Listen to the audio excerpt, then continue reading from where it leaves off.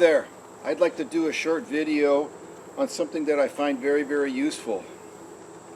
Driving around in mountainous terrain, many times trees will fall across trails, roads get obstructed and blocked, and boy, wouldn't it be nice to have a chainsaw. But where do you put a chainsaw? I was trying to figure out how to mount it in the back of the tractor or other areas. This device called Saw Haul has really taken care of this issue. It fits over an immobile structure as part of the hydraulic bucket, the front end lifter, the front end loader, and it simply bolts in with a huge U-bolt in this very substantial solid piece of steel.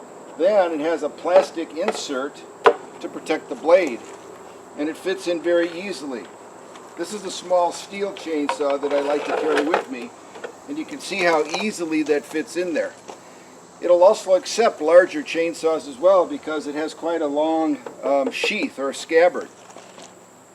I've driven it around, bounced around on irregular terrain, and the saw just stays put.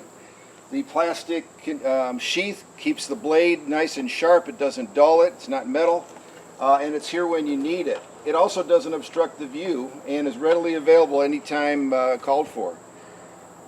It's reasonably priced. It's made in the USA. Saw haul is something you should consider if you want to carry a chainsaw along with you, and it really mounts in an unobtrusive location and it's easy to access. So it's worked well with me. I strongly recommend it, and I'd be interested in hearing what your feedback is on this. But this Saw Haul has been a real benefit to me, and I think you'll enjoy it.